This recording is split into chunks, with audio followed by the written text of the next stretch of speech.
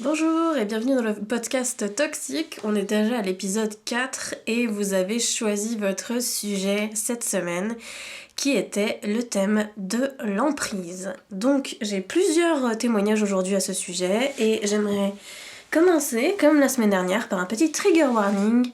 Aujourd'hui, on va parler d'emprise psychologique, on va parler de maltraitance psychologique, on va aussi parler de maltraitance physique. Dans les témoignages, il y a aussi des expériences d'attouchement sexuel, il y a beaucoup de choses, beaucoup de maltraitance en toute forme. Donc, si vous êtes très sensible à ce genre de choses et si ça peut vous trigger des flashbacks ou ce genre de choses, n'écoutez pas ce podcast. C'est un podcast qui est fait pour les gens qui ont envie de comprendre ce qui se passe. Et pour ça, je vais donner plein d'exemples et je vais parler de mon expérience personnelle, mais aussi de l'expérience de ces personnes qui ont donné ces témoignages-là. Donc, si ça vous trigger, n'écoutez pas ce podcast, bien évidemment. Alors, l'emprise, qu'est-ce que c'est ? L'emprise psychologique, c'est un état dans lequel on est quand on est sous l'influence de quelqu'un. Et souvent, l'emprise, c'est l'emprise d'une victime par rapport à un bourreau.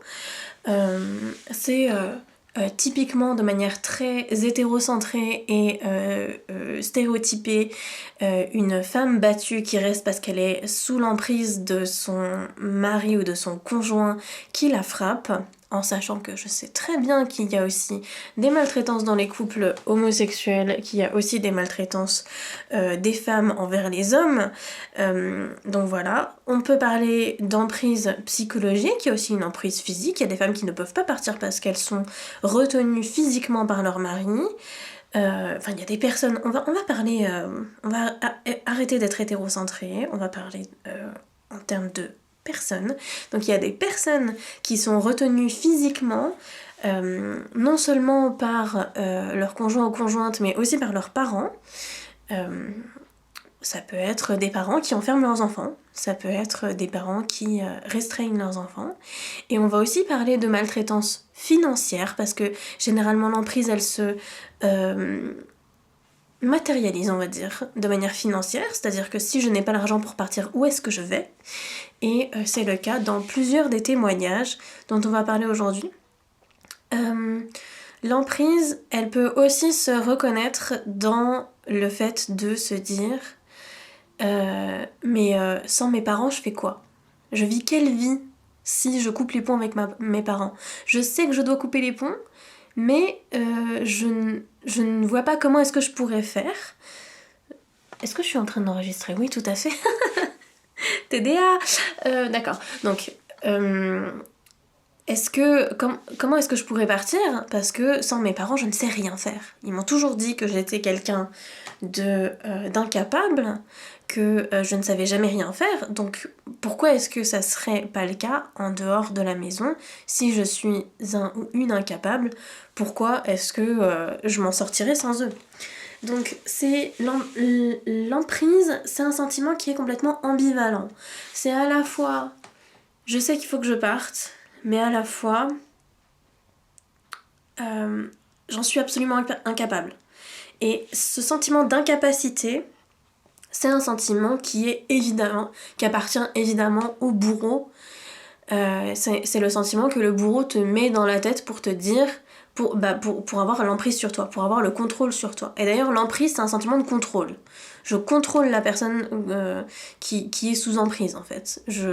J'essaie de la contrôler de toutes les manières possibles et imaginables, que ce soit psychologique, que ce soit physique, que ce soit financier, que ça soit sexuel aussi. Ça peut être aussi une forme d'emprise.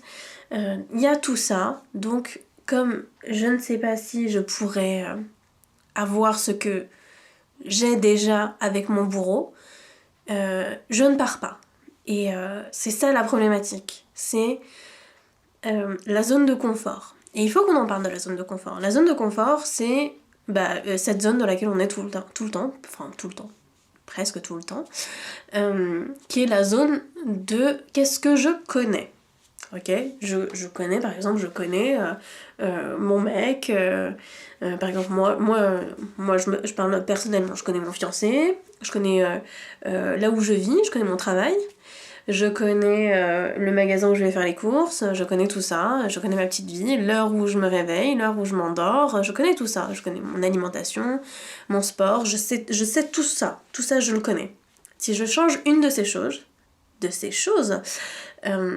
si je la change, je sors de ma zone de confort. Le changement vient de cette sortie de la zone de confort. Le problème, c'est qu'il y a un amalgame. C'est que quand on est dans sa zone de confort, on n'est pas forcément heureux et on n'est pas forcément... c'est pas forcément indolore. Ça peut être douloureux, en fait, d'être dans sa zone de confort. Et être sous l'emprise de quelqu'un, c'est quelque chose qu'on connaît. Être sous l'emprise de ses parents, c'est quelque chose qu'on connaît. Donc on a cette difficulté à sortir de cette zone de confort pour changer. Et on a cet amalgame de confort égale quelque chose de bien et inconfort égale quelque chose de pas bien. C'est pour ça qu'il y a certaines personnes qui ne veulent pas sortir de leur zone de confort parce qu'elles pensent qu'elles vont perdre quelque chose. Qu'en changeant, elles vont perdre ce que je connais. Je sais que je l'ai. Alors que ce que je ne connais pas, je ne sais pas. Ce que je vais y gagner, je ne sais pas, c'est l'inconnu. Donc c'est très difficile. C'est pas parce qu'on sort de sa zone de confort et qu'on est inconfortable qu'on va forcément souffrir. C'est même parfois le contraire. Si je sors de l'emprise de mes parents, je vais arrêter de souffrir. Mais ça va être inconfortable. Parce que c'est quelque chose que je ne connais pas. Mais on va voir ça avec plusieurs témoignages. Donc j'en ai retenu 4 aujourd'hui. Ce qui est déjà énorme par rapport aux semaines passées. Je crois que j'en ai retenu 4. Attendez, 1, 2, 3. Où est le 4e ? Oh, elle est là. Très bien. Alors, commençons par cette première personne. Salut, j'espère que tu vas bien. Je sais pas vraiment si mon témoignage a sa place ici, mais je dois le dire. Pour mettre un peu les bases, mes parents se sont séparés depuis que j'ai 2 ans. La raison est que mon père a beaucoup de TOC liés à des années de consommation de drogue, accidents de moto et overdose. Mon père et ma belle-mère ne sont pas violents envers moi, sauf pour un sujet, l'argent. Lorsque j'avais 14 ans, ils ont commencé à me faire payer une pension alimentaire pour pouvoir rester chez eux.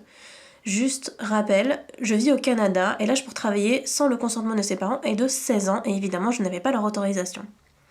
C'était un montant quand même assez élevé pour une personne qui travaille pas et qui reçoit de l'argent seulement à ses fêtes. 20$ par semaine, approximativement 15 €.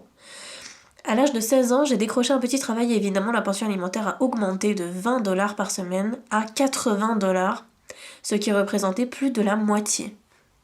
Incroyable, cette histoire est déjà incroyable.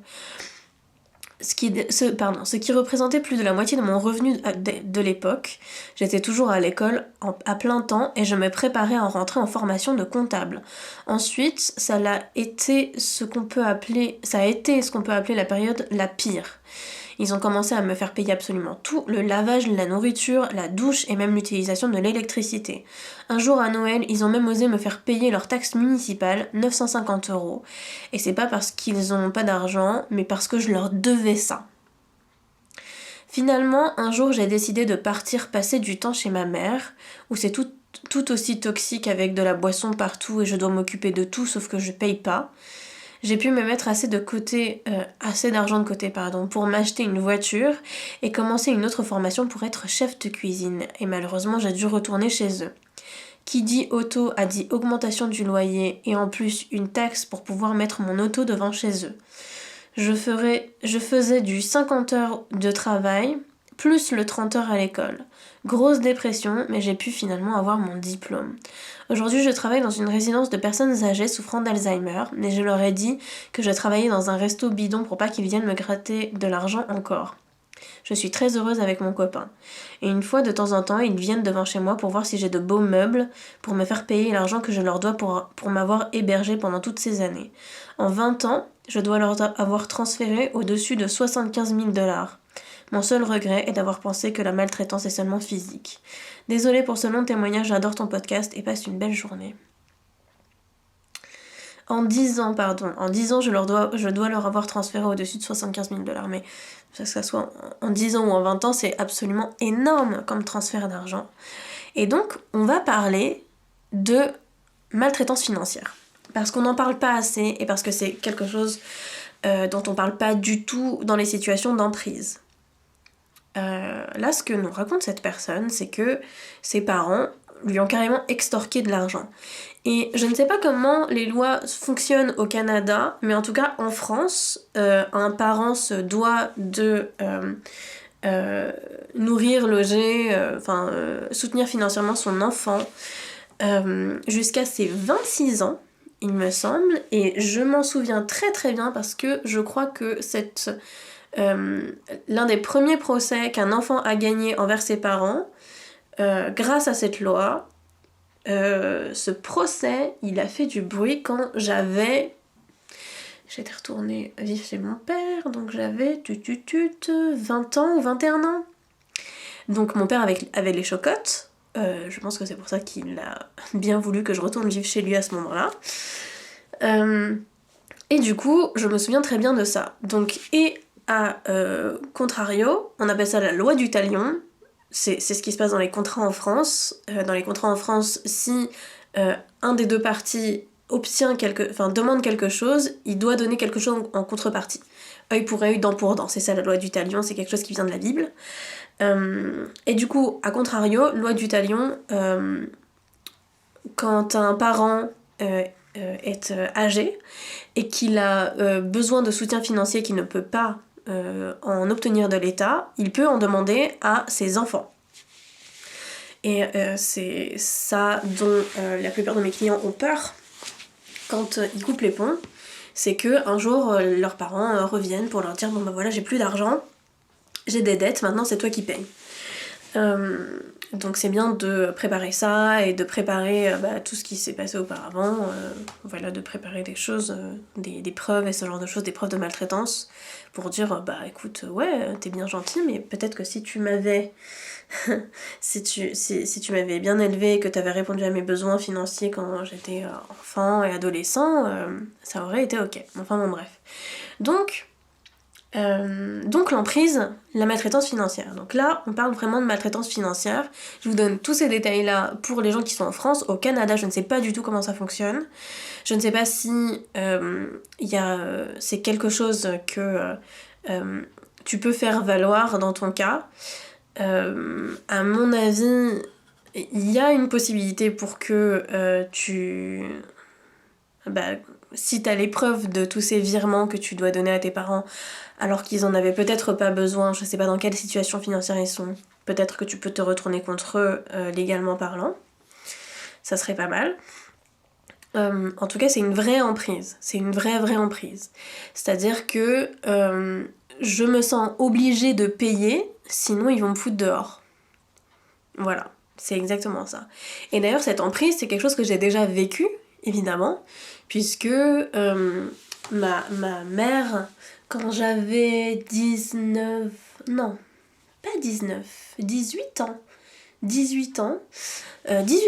quelque chose comme ça, m'a dit écoute, maintenant,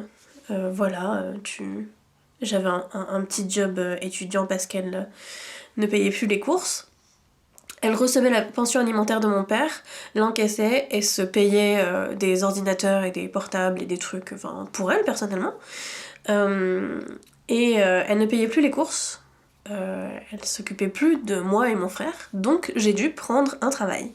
Sauf qu'elle était toujours pas contente parce que nous on avait pris un travail avec mon frère, qu'on travaillait, qu'on restait à la maison, mais voilà, qu'on participait pas aux tâches ménagères parce qu'on n'était jamais là et qu'on était tout le temps en train de travailler ou d'étudier parce que j'avais mes études en plus de mon travail.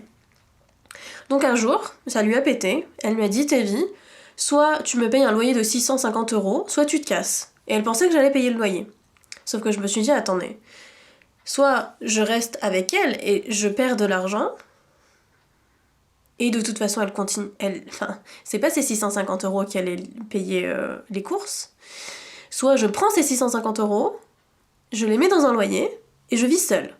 Et je suis sûre d'avoir des courses car j'allais me les payer. Donc j'ai décidé de partir à ce moment-là. Elle était pas du tout contente.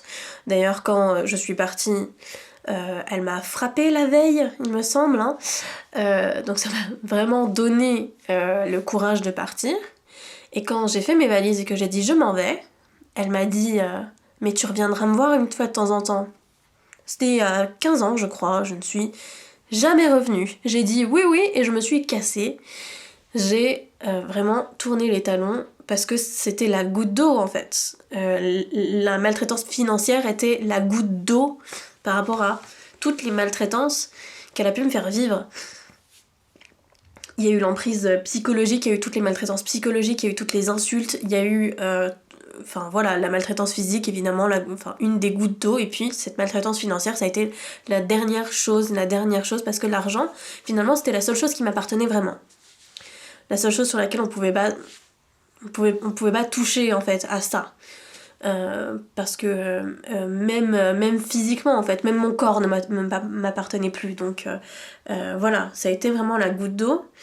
Et je suis très contente que t'aies pu partir, personne, de ce témoignage, parce que c'est terrible de sentir qu'on doit payer, sinon on n'a pas de logement, se servir de l'argent pour mettre quelqu'un dans la précarité, c'est terrible. Et voilà. Je ne sais pas si tu peux mettre en place des procédures juridiques pour te retourner contre tes parents. Je sais pas si t'as envie de couper les ponts avec tes parents, parce que j'ai pas l'impression qu'il y ait beaucoup d'amour là-dedans, ou que l'amour s'exprime en tout cas d'une manière violente et agressive et tordue, vraiment très tordue. Donc ça serait pas mal que tu puisses t'éloigner, et surtout les éloigner, parce que ils ne viennent te voir pas pour te donner de l'amour, mais pour vérifier si t'as encore de l'argent, ce qui est extrêmement malsain. Alors je suis désolée, nous sommes en pleine période de pollen ici en Corse, et j'ai eu beau prendre des antihistaminiques, j'ai toujours le nez qui coule, donc vous allez m'entendre renifler et peut-être avoir le nez bouché, donc voilà. Ce sont des choses qui arrivent. Donc, merci pour ton long témoignage. J'adore les longs témoignages. Arrêtez de vous excuser de m'envoyer des longs témoignages. Je trouve ça absolument parfait. C'est très bien. Merci pour tout ça. Et je suis très contente que tu aies pu trouver un poste dans lequel tu te sentes bien. Et qui fasse en sorte que tu puisses gagner ton propre argent, sur lequel tes parents n'ont pas de mainmise. Essaie de te protéger le plus possible et de t'éloigner le plus possible de tes parents qui n'ont pas l'air de te donner beaucoup d'amour, ou de l'amour vraiment très très bizarre. Très bien, on passe au prochain témoignage. Qu'est-ce que vous en pensez ? Ok. La maman de mon conjoint est malade psychologiquement. Impossible de la maintenir en hôpital psychiatrique, même s'il s'agit de sa sécurité et de celle des autres, car elle joue un numéro de femme juste, seule et triste. Malheureusement, elle a voulu se débarrasser de son chien, le 3e. Nous allions faire la route pour le chercher, et maintenant elle nous accuse d'avoir voulu le lui voler et de lui extorquer de l'argent, ce qui est faux et impossible. Cette femme est dangereuse, prend de l'argent sans scrupule de son fils de 18 ans et met en danger la majorité des gens de son entourage. Je voudrais savoir si, étant donné son comportement, il peut couper définitivement les ponts, ou bien est-il obligé de l'assister parce qu'il est majeur ? Dire de ses amis qui sont presque pareils qu'elle. Merci en tout cas. Dans tous les cas, on peut couper les ponts avec ses parents. Dans tous les cas, en fait. On n'a pas d'obligation, sauf si on est devenus les tuteurs légaux de ses parents et qu'on doit les assister parce qu'ils ont un handicap, parce qu'ils sont en précarité financière, etc. etc. Voilà, sauf dans ces cas particuliers où les parents peuvent se retourner contre toi pour que tu leur donnes de l'argent. Et encore, tu peux très bien ne garder contact que pour leur verser cette pension alimentaire ils réclament. Donc voilà, dans tous les cas, il peut très bien couper les ponts avec sa mère s'il n'a plus du tout envie de la voir et d'avoir ce genre de contact avec elle. Mais par contre, il faut pas le faire n'importe comment. Il faut pas le faire n'importe comment parce que y a plusieurs questions à se poser avant de couper les ponts avec ses parents, avant d'établir un no-contact. La première, c'est dans quelle phase du cycle de la maltraitance est-ce que je suis ? Pour rappel, le cycle de la maltraitance il se compose de plusieurs phases. La première, c'est la phase de lune de miel, où tout le monde fait comme si rien ne s'était jamais passé, qu'il n'y a pas de crise, que tout le monde va bien, que tout le monde s'entend très bien. Ensuite, il y a une phase de tension, où tes parents te reproche des trucs à demi-mot sans jamais vraiment te le dire. Enfin, c'est très très bizarre comme phase. Tu sens qu'ils sont énervés contre toi, mais tu ne sais pas exactement pourquoi. Et ensuite, la tension monte et il y a la crise. Donc pendant la crise, tout explose. Et surtout, pendant la crise, les parents reprennent les sujets des crises précédentes et les remettent sur le tapis pour t'en remettre encore plus plein la gueule. Suite à la crise, il y a la culpabilisation de la victime et la justification du bourreau. Donc, le bourreau, enfin tes parents te disent oui, mais si on s'est comporté comme ça, c'est parce que on t'aime, c'est pour bien t'éduquer, c'est pour que ensuite tu sois bien plus tard, c'est parce que nous on est responsable de toi, on fait ça pour ton bien. Et puis toi tu te dis tout seul ou toute seule, eh ben moi c'est mes parents quand même, et puis c'est moi qui suis hypersensible, ça se trouve c'est moi qui l'ai mal pris, ça se trouve c'est moi qui interprète tout mal comme d'habitude, et puis je suis vraiment une incapable, et je pourrais jamais vivre sans eux, et du coup tu y retournes, et quand tu y retournes, reprends la phase de lune de miel, eux ils font comme si de rien n'était, comme si rien ne s'était jamais passé, il n'y a jamais d'explication sur la crise qui vient de se dérouler, jamais de tout le monde prend ses responsabilités et s'excuse pour le comportement qui a blessé l'autre, jamais, jamais, jamais. Au mieux, c'est toi qui dois t'excuser parce que tes parents t'ont donné le traitement du silence et que eux ils boudent et que si tu ne t'excuses pas, ils vont plus jamais te reparler. Donc voilà. C'est très important de savoir dans quelle phase du cycle est-ce que tu es. Est-ce que tu es en phase de tension? Est-ce que tu es en phase de crise? Est-ce que tu es en phase de lune de miel? Parce que quand tu sais dans quelle phase du cycle est-ce que tu es, du cycle de la maltraitance évidemment, quand tu sais dans quelle phase du cycle de la maltraitance tu es, tu sais quelle phase va venir. Quand tu sais que tu es en phase de tension, tu sais qu'il y a une crise qui va arriver. Quand tu sais qu'il y a une crise qui vient d'arriver, tu sais qu'il va y avoir une culpabilisation et qu'ensuite il va y avoir une lune de miel. Et que tes parents vont faire comme si de rien n'était. Donc il y a... t'as une vraie force à savoir dans quelle phase est-ce que tu es quand tu vas établir un no contact avec tes parents. Et cette force, c'est de ne pas reprendre le cycle. C'est-à-dire que si t'es en phase de culpabilisation et qu'ils sont en phase de justification, tu sais que il faudra pas rentrer en lune de miel. Donc il faut pas faire comme si de rien n'était quand on reprend le contact. Parce qu'il y aura une reprise de contact. Ou il n'y en aura pas. Ça, c'est à toi de le choisir. Et les deux choix sont tout à fait justes et légitimes. Tu peux très bien te dire, si je retourne les voir pour remettre le sujet sur le tapis et que je m'attends et que je mets en place des limites, je vais encore m'en prendre plein la gueule, ils vont pas comprendre, machin, patin couffin, et moi je me sentirais pas soulagée, j'aurais pas exprimé toutes mes émotions, ça va pas se passer bien. Donc, je coupe les ponts, c'est légitime. Par contre, si tu te dis, je veux avoir cette dernière conversation avec eux, même si je sais qu'ils vont pas comprendre, parce que j'ai besoin d'exprimer mes émotions et j'ai besoin de mettre en place mes limites pour arrêter de penser que c'est moi qui suis bizarre, c'est moi qui ai tout mal pris, c'est moi qui culpabilise qui suis hypersensible. J'ai cette dernière conversation pour avoir une bonne raison de partir, et bah c'est ok. Mais il faut savoir dans quelle phase est-ce que tu t'inscris, et pour ça il faut être au clair avec toi-même. Et il faut être au clair. Et c'est toujours ça la même chose, c'est que les parents qui maltraitent physiquement, psychologiquement, financièrement leurs enfants jouent sur l'implicite, tout le temps. C'est « tu aurais dû le savoir ». Je te l'ai pas dit mais t'aurais dû le savoir. Et l'un des exemples que j'ai donné cette semaine par exemple à une de mes clientes, c'est que une fois j'avais... c'était quand je vivais avec mon père, j'avais donc 19 ans.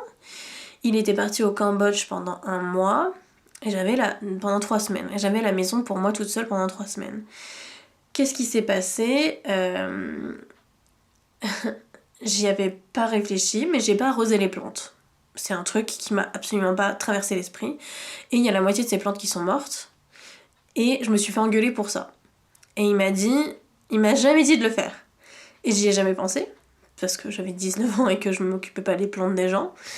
Comme vous pouvez l'entendre, les plantes me font plus de mal que de bien, même si j'adore m'occuper des plantes en ce moment.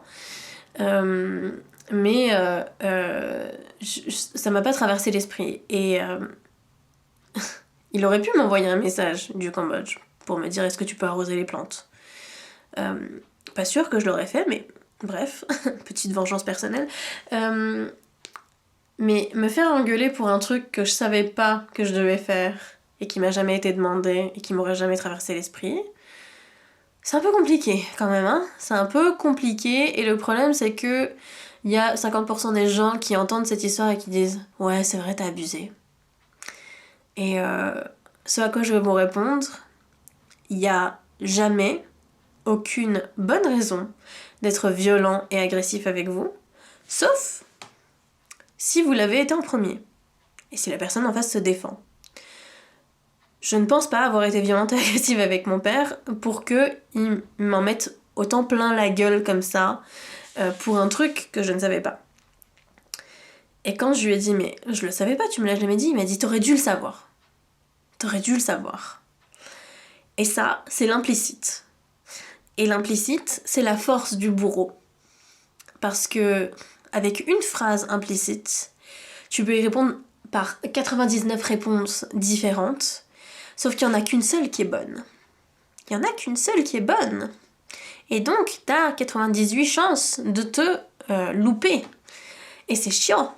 C'est hyper chiant. Donc, à partir du moment où tu n'es plus implicite et que tu deviens explicite et que tu deviens clair et que tu deviens transparent et que tu deviens honnête avec tes parents, ils ne peuvent plus utiliser cette implicite avec toi. Ce n'est pas possible. Donc, quand tes parents te diront, quand par exemple, reprenons ce témoignage, quand ta mère te dira oui, mais en fait tu t'en vas parce que tu veux pas me donner de l'argent, et que tu lui dis et que tu pourras lui dire est-ce que tu me dis ça pour me faire culpabiliser ou est-ce que tu me dis ça parce que t'as peur de pas avoir d'argent? Et la réponse va être capitale. Parce que en le prenant comme ça, tu vas être non violent. Et tu vas être clair. Et c'est ta force en fait. C'est ta force. Parce que utiliser de la violence avec eux, ça sert à rien. Parce que de toute façon, ils l'ont toujours fait toute ta vie et ils sont plus forts que toi à ce jeu-là. Donc plutôt que d'être manipulatoire, il faut être tout le contraire. Il faut juste être honnête et prendre les choses exactement comme elles viennent et dire les choses exactement comme elles sont. Et arrêter de se laisser berner. C'est-à-dire que quand ils te disent oui, mais non, mais moi je t'aime et machin, ça n'a rien à voir avec ça. C'est je pars pour me protéger. Est-ce que t'as envie que je sois en sécurité ou est-ce que t'as envie que je sois avec toi? Ça, c'est une très bonne question à poser. Et c'est pas une question rhétorique. C'est une question dont on a envie d'avoir la réponse. Très très très très fort. Donc, très important, tous ces petits tips. J'espère qu'ils vont t'aider. Petite personne qui a besoin d'aide. Alors, prochain témoignage. Ah oui, c'est vrai, c'était une personne, je lui avais demandé de me raconter de quelque chose sur TikTok, parce que j'avais vu ça, donc...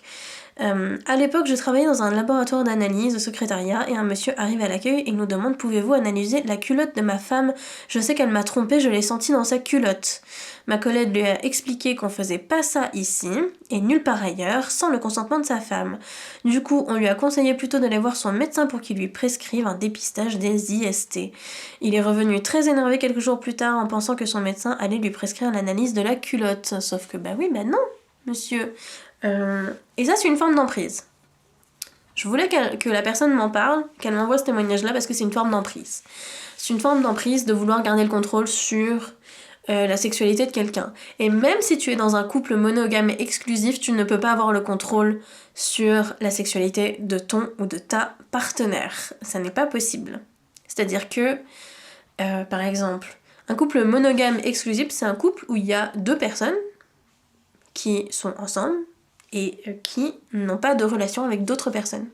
Il peut y avoir un couple polygame, polyamoureux, qui est ouvert à avoir plusieurs relations avec d'autres personnes. Il y a des couples libertins qui peuvent avoir d'autres relations sexuelles avec d'autres personnes tant que c'est consenti, mais qui ont un couple avec qui ils partagent une romance ensemble, qui est un couple primaire. Il peut y avoir plein d'autres formes de romance, mais dans un couple monogame exclusif, on ne peut pas avoir le contrôle sur la sexualité de l'autre. Ça n'est pas possible. Car on est en couple avec un être humain, et on ne contrôle pas les êtres humains, ça ne se fait pas. Ce n'est pas très gentil. Donc, par exemple, donnons un exemple concret. Je suis fiancée, je suis en couple monogame exclusif avec mon fiancé. Si mon fiancé, demain, décide, tombe amoureux de quelqu'un d'autre, ou décide d'avoir une relation sexuelle avec quelqu'un d'autre, je ne peux pas l'en empêcher. Je ne pourrai jamais l'en empêcher. Et d'ailleurs, par mon expérience de coach, ce que j'en ai vu, c'est que plus on essaye d'empêcher l'autre d'avoir des relations sexuelles avec quelqu'un d'autre, moins on y arrive et plus on le pousse ou on la pousse vers quelqu'un d'autre. Donc ça n'est pas possible. Par contre, ce qui est en mon contrôle, c'est de le quitter si jamais il le fait. Et le contrat, c'est ça. Être dans un couple monogame exclusif. Ça, c'est le contrat. C'est le contrat explicite. C'est ce qu'on se dit de manière explicite ensemble.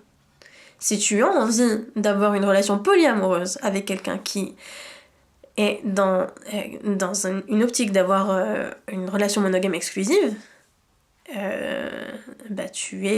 que tu ne dis rien et que tu as une relation avec quelqu'un d'autre, tu es malhonnête. Ça s'appelle pas du polyamour, ça s'appelle comment est-ce que ça s'appelle ? Oh, le mot m'est parti. De l'adultère, tout à fait. Et d'ailleurs, si vous voulez en savoir plus sur ce genre de relation, je vous recommande l'excellent livre d'Esther Perel, Je t'aime, je te trompe. D'ailleurs, j'avais une amie qui m'a filé le livre et qui était allée à la conférence et qui m'avait filé le goodies qui était un tote bag. D'un côté il y avait marqué je t'aime, de l'autre il y avait marqué je te trompe. Je suis très souvent sortie avec ce tote bag dans le métro avec le côté je te trompe très visible, et les gens me regardaient très très bizarrement. Du coup je sortais vraiment... j'ai très souvent retourné mon sac pour que de l'autre côté il y ait marqué je t'aime. Donc bref, c'était très très drôle. En tout cas, Esther Perel, Je t'aime, je te trompe. Très très bon livre, si jamais vous voulez en savoir plus sur l'adultère, d'où est-ce qu'il vient, et j'allais dire comment faire, mais non, le seul moyen de savoir comment faire pour le gérer, c'est d'aller voir Esther Perel et de la payer. Je pense que mais en tout cas vous pouvez comprendre en lisant ce livre, donc déjà c'est ça. Donc situation d'emprise, le mari pensait avoir trouvé une sorte d'emprise en vérifiant la culotte de sa femme. Sauf que bro, ça ne se passe pas du tout comme ça, ne faites pas ça, ne vérifiez pas. C'est un truc vraiment récurrent, hein, vérifier les culottes des femmes pour avoir une emprise sur leur sexualité. Vous ne pouvez pas, car nous sommes des êtres humains, on ne contrôle pas les êtres humains. Sinon, on est maltraitant. Si vous avez envie d'être maltraitant, c'est votre problème, mais ne pensez pas que on va vous laisser faire. Alors, autre témoignage. Ce serait le dernier aujourd'hui, c'est un très long témoignage et c'est tant mieux parce que j'adore les très longs témoignages. Donc, salut TV, j'espère que vous allez bien. Je suis en train d'écouter le deuxième épisode de ton podcast. Ok, de ton podcast toxique, et je me disais que vous écrire pour, je sais pas trop, m'aider. Mon histoire est beaucoup moins grave que les autres témoignages. Oh là là là là là, on ne commence pas comme ça. S'il vous plaît. On commence pas comme ça. On ne hiérarchise pas les douleurs de soi, des autres. Ça ne se fait pas. Il y a un trend comme ça, TikTok, que je déteste, où quelqu'un se confie sur ses traumatismes et l'autre lui dit Oh, you so traumatized, you make me wanna cry, you dumb bitch. Un truc comme ça. T'es tellement traumatisé, tu me donnes envie de pleurer, t'es vraiment trop con ou trop conne, un truc comme ça. Donc bon, non, ne faites pas ça. On ne hiérarchise pas la douleur des gens. Tout comme c'est totalement inutile de dire à ses enfants finis ton assiette parce qu'il y a des enfants qui meurent de faim en Afrique. Si je finis pas mon assiette, ils mourront toujours de faim. Donc ça ne sert à rien de dire je ne gère pas mes traumatismes, car il y a des gens qui vivent 10 000 fois pire. Oui, messieurs, dames, peut-être que Natacha Kampusch a vécu 10 000 fois pire que moi. Ça n'enlève pas la légitimité de tous mes traumatismes et de tout ce que j'ai pu vivre à cause de mes parents. Donc ne faites pas ça. Vous êtes légitime, vous avez le droit de souffrir. Tout comme vous avez le droit d'être heureux et heureuse. Bref. Pour poser le contexte, j'ai 13 ans en juillet, ils sont divorcés depuis 2019, mais séparés en réalité depuis 2014. En fait, c'est un peu flou. Mon père a eu une relation adultérine avec notre nounou, à moi, ma sœur et mon frère. Du coup, pour faire rapidement une nuit où je n'arrivais pas à dormir, je suis allée dans la chambre de mes parents et j'ai retrouvé ma mère dormant seule.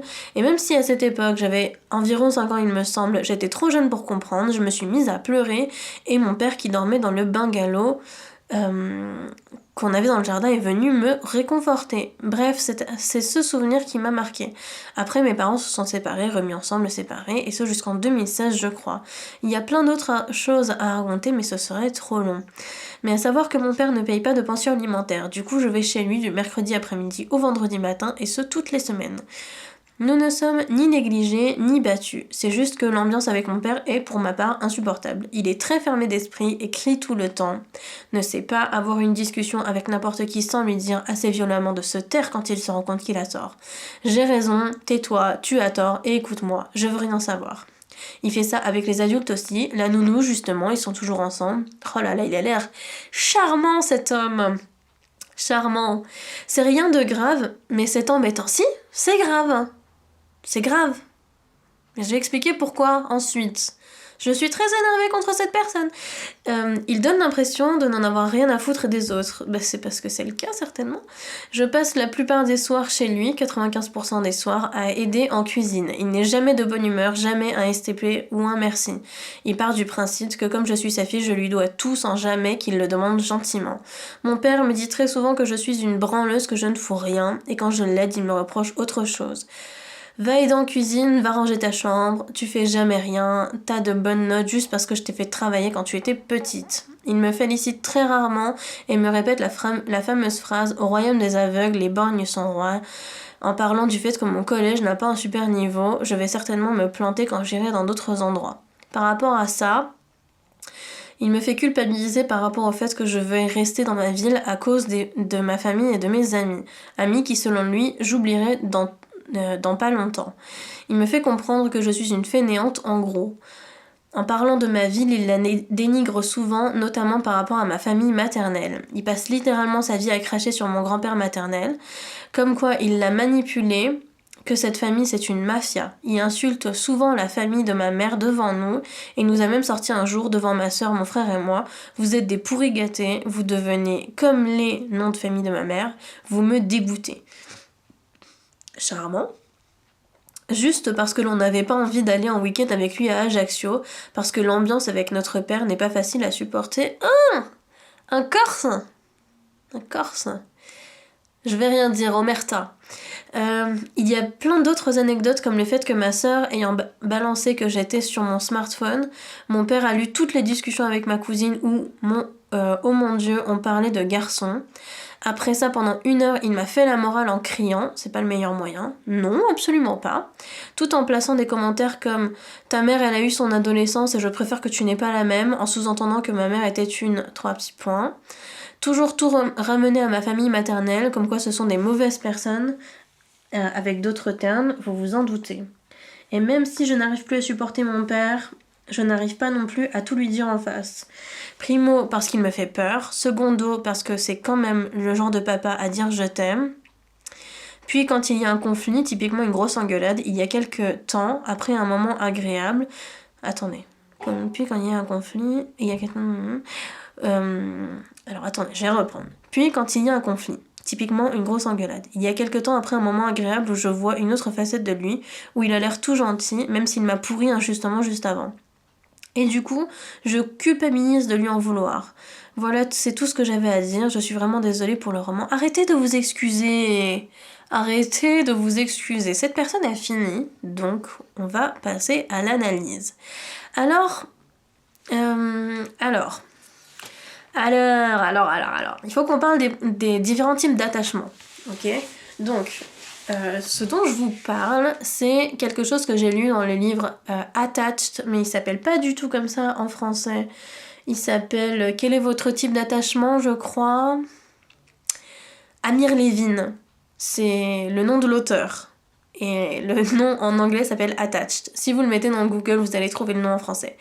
Où on explique les différents types d'attachements. Alors, à quoi servent les différents types d'attachements et pourquoi est-ce qu'on les a découverts? Je sais pas si j'en ai parlé dans les vidéos d'avant, mais je vais vous en parler très très très rapidement. Il y a différents types d'attachements qui sont liés à la manière dont nos parents nous ont traités et à la manière dont ils ont géré nos besoins émotionnels quand on était enfant. Donc, il y a plusieurs types d'attachements. Il y a l'attachement sécure, où on se sent en sécurité quand on est dans l'intimité, où tout va bien. Il y a l'attachement anxieux, où on a toujours besoin de preuves d'amour, de preuves d'amitié, de preuves d'attachement, tout le temps. Et on est anxieux à l'idée de perdre son ou sa partenaire absolument tout le temps. Il y a le type d'attachement évitant, qui est le type d'attachement où, on idéalise le fait d'être dans l'intimité et d'avoir un ou une partenaire, et dès qu'on l'a, ça nous fait flipper et on s'en va très très loin et très très vite. Et la bonne ou la mauvaise nouvelle, c'est qu'on peut être évitant et anxieux, ça s'appelle le type ambivalent. Et la plus mauvaise nouvelle de la planète, c'est que généralement, les anxieux et les évitants, ils adorent se mettre en couple ensemble. Pourquoi ? Et c'est là que c'est très important dans le cas de ce témoignage-là. Pourquoi est-ce que c'est très important ? Parce que quand tu ne donnes pas assez d'amour à ton enfant, tu prends le risque qu'il devienne anxieux. Évidemment, tu es dans le manque affectif tout le temps, tu as besoin tout le temps de preuves d'amour parce que tu n'en as pas encore assez reçu quand tu étais enfant. Sauf que si tu es un parent maltraitant, eh bien tu ne donnes que des petites miettes, des toutes petites miettes d'amour, des toutes petites. Et chaque petite miette d'amour pour quelqu'un qui est anxieux devient une espèce d'explosion comme ça. Tu prends cette miette et tu te dis « enfin de l'amour » et t'as une espèce d'overdose comme ça. C'est tellement fort, c'est tellement bon que tu kiffes quoi. Et puis en plus t'en veux plus, et plus t'en veux, et plus ton parent, qui est un parent évitant évidemment puisqu'il a pas envie d'être dans l'intimité avec toi, ton parent évitant va s'en aller parce que il a pas envie d'être dans l'intimité avec toi, et plus tu la demandes et plus ton parent anxieux ne va pas t'en donner. Et puis un jour tu te fatigues et tu te dis j'en aurai jamais, et c'est là que ton parent te donne un petit peu d'amour, et cette miette te fait retomber dans le cycle de oh, j'adore, c'est trop bien, il est capable de m'en donner. Et c'est comme ça que fonctionnent les pervers narcissiques. C'est comme ça que fonctionnent les pervers narcissiques. Ils te donnent les miettes. Tu as les miettes de ce que tu pourrais avoir. Il te dit, voilà, je te donne un petit peu comme ça, un petit peu d'amour comme ça. Je suis capable de t'en donner. Et après, il te dit, si t'as pas ce truc extraordinaire dont cette miette vient, c'est de ta faute. C'est ta faute. Si t'as pas d'amour, c'est parce que tu t'es mal comporté. Et il t'en met plein la gueule, encore et encore et encore, en disant exactement comme dans ce témoignage, c'est toi qui fais rien, quand tu fais quelque chose, il y a d'autres choses à te reprocher, c'est toi qui es une mauvaise personne, etc., etc. Et c'est affreux. Et un jour, il te donne un petit peu, il te donne un je t'aime, il te donne un truc. Et il te dit, en te donnant cette miette, qui te met dans un état incroyable de oh là là, il a pu me donner de l'amour, c'est incroyable, je suis tellement en manque, j'en ai un petit peu, j'en peux plus, quoi, tu vois. Il te donne un petit peu et il te dit, si t'as pas le reste, c'est de ta faute. C'est de ta faute. C'est toi qui as mal fait. T'as mal fait. T'es une mauvaise personne. T'es nulle. Et il te met plus bas que terre comme ça en te disant tu fais rien, t'es nul, machin, blablabla, il s'en va. Et toi t'es là, oh, j'aurai plus d'amour, j'aurai plus jamais d'amour, plus jamais. Et le jour où tu te sens bien, le cycle il reprend. Il t'en redonne un petit peu. Et toi tu te sens bien. Et il te met plus bas que terre. C'est ça le cycle. Et c'est un cycle d'emprise encore une fois. Parce que il est incapable, en vrai, de te donner l'amour dont tu as besoin.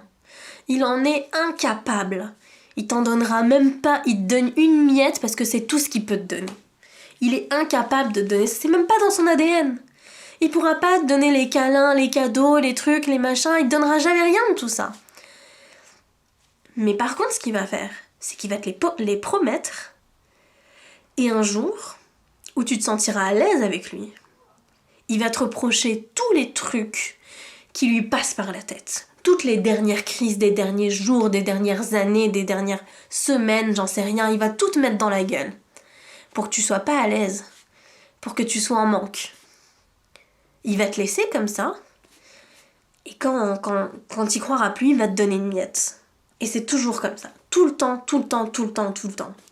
Donc, c'est ça qui alimente l'emprise, c'est le fait que tu sois anxieuse de vouloir cet amour, et que tu gardes encore cet espoir incroyable que lui soit capable, il est incapable. Et c'est ça qu'il va falloir surmonter ensuite. C'est-à-dire qu'il n'y a pas que le no contact en fait. Parce qu'une fois que t'as coupé les ponts, c'est rien. Ça, c'est rien. Vous pensez que c'est le truc le plus facile, le plus dur, machin. Pas du tout. Pas du tout. Suite au no contact, il va falloir gérer un deuil qui s'appelle le deuil du parent idéal. Et ça, personne n'est prêt à gérer ça quand on a été maltraité. Le deuil du parent idéal, je sais pas si j'en ai parlé dans les podcasts précédents, bref, c'est toujours bon de faire un rappel. Le deuil du parent idéal, c'est le moment par lequel tous les enfants passent normalement, où ils se rendent compte que leurs parents ne sont pas des surhommes, des surfemmes, ils peuvent tomber malades, ils peuvent ne pas avoir les réponses à nos questions, ils peuvent être méchants, ils peuvent faire des erreurs, on s'en rend compte. Donc c'est plus les parents idéaux, ce sont juste des êtres humains et c'est ok. Sauf que, quand t'as été maltraité, il faut passer par ce moment où non seulement tu te rends compte que ton parent est un être humain, mais en plus, il n'est pas le parent que tu aurais dû avoir. Un parent, c'est censé te donner l'amour que tu as envie, dont tu as besoin pour te développer. Sauf que ton parent en est absolument incapable. Donc il va falloir faire le deuil du fait que tu en manques d'amour, mais que c'est pas ton parent qui est capable de te le donner. Il sera jamais capable de te le donner. Et ce deuil-là, il est vraiment primordial dans ce genre de relation dont on a parlé dans ce dernier témoignage. C'est primordial de savoir tout ça. C'est primordial de savoir que non seulement mon parent n'est pas capable de me donner cet amour, oui j'en ai absolument besoin, donc je vais pouvoir le trouver autre part, ça aussi, hein. Ça aussi, et ça fait partie du deuil du parent idéal. Oui j'ai besoin de cet amour, mais je dois le chercher chez quelqu'un d'autre. Très important. Je dois le chercher chez quelqu'un d'autre. Et pas n'importe qui. Et pas les gens qui se comportent comme mon père. Mon Dieu, tout le monde fait ça. Quand on sort d'une relation abusive avec ses parents, on re-rentre dans une relation abusive avec un homme ou une femme. Parce que, on pense que c'était normal d'avoir été maltraité. Du coup, on choisit des gens qui nous maltraitent. Et c'est pour ça que tout le monde nous dit ensuite, ouais, mais t'as choisi. Attends, mais c'est toi le problème. Tu tombes que sur des mecs qui sont maltraitants, mais tu les choisis. Oui, tu les choisis, mais tu t'en rends pas compte. Parce que tu penses que c'est normal d'être maltraité. Et donc, pour s'en sortir, il faut faire le deuil. Pour faire le deuil, il faut s'en rendre compte. Et il faut surtout arrêter de se dire « Je vais recevoir plus d'amour parce que j'ai vu les miettes ». Vos parents ne sont pas capables de vous donner plus que ça. Si vous avez des parents comme cette personne-là. Je pense que son père est un pervers narcissique, mais déjà, il y a plein de gens qui vont s'offusquer que j'ai dit ça parce que je ne peux pas dire ça d'un seul témoignage, mais il a quand même toutes les cases, donc non, voilà. Sors de cette torpeur, sors de cette emprise. Il n'est pas capable de te donner plus qu'un « je t'aime ». Il n'est pas capable de te donner plus que ça. Mais toi, t'as besoin de plus et tu mérites plus. Donc, ne lui demande pas à lui, il n'en est pas capable. Mais tu peux le demander à quelqu'un d'autre. Et de grâce, ne demande pas à quelqu'un qui se comporte comme ton père, je t'en supplie. C'est pas normal. Ce qu'il te fait, c'est pas normal. Et ça ne sera jamais. Voilà, je crois que c'est tout pour aujourd'hui. Écoutez, merci. Merci d'être encore plus nombreuses et nombreux à m'écouter, à être là, à me laisser des témoignages et des commentaires. Je vous remercie énormément. Merci d'être là à m'écouter. Je vous revois dimanche prochain à 9h avec un nouveau thème où je vous laisserai le choix sur TikTok et sur Instagram. Il y aura un petit sondage sur lequel vous pourrez voter. Et voilà, très bien. Je vous souhaite de passer une très bonne fin de journée. Et je vous dis à la semaine prochaine. Ciao!